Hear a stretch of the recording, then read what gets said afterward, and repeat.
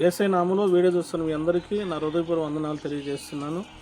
పరిశుద్ధాత్మ ప్రేరణ ద్వారా ఒక మాట మీకు తెలియచేయాలని ఆశపడుతున్నాను. ఆదికాండం అక్కడ ఒక మాట రాయబడి ఉంటుంది, మీరు ఫలించి అభివృద్ధి చెందమని రాయబడి ఉంటుంది. ఆనాడు ఏదోన తోటలో ఆది దంపతులకి దేవుడిని యెహోవా మీరు ఫలించి అభివృద్ధి చెందమన్నాడు. అంటే అక్కడ ఇప్పుడు ఆ మాట మనం ఆత్మానుసారంగా తీసుకుంటే మనం ఏ విషయాల్లో ఫలించాలి అంటే మనం ఆత్మ ఫలాల్లో ఫలించాలి.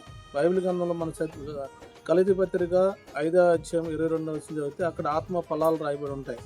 ఒక వ్యక్తి ఆత్మ ఫలాలతో నింపబడితే అతను దేవుడి కోసం అనేక ఆత్మలు సంపాదిస్తానికి కూడా చూపిస్తాడు. ముందు ఆత్మ ఫలాలతో మనం నింపబడాలి. బైబిల్ గ్రంథంలో పౌలు ఆత్మ ఫలాలతో నింపబడ్డాడు. అలాగే మన మదర్ తెరిచాను చూస్తే ఆమె ఆత్మ ఫలాలతో నింపబడింది. ఎవరైతే ఆత్మ ఫలాలతో నింపబడతాడో ఆ వ్యక్తి ఆత్మల కోసం ప్రయాసపడతాడు. నశించిపోతున్న ఆత్మల కొరకు కన్నీరు గార్చి ప్రార్థన చేస్తాడు. వీడియో చూస్తున్న నీవు ఆత్మ ఫలాలతో వాళ్ళు నింపబడకపోతే ఇప్పుడైనా సరే ఆత్మ ఫలాలతో నింపబడాలని ఈ మాట మీకు తెలియపరుస్తున్నాను.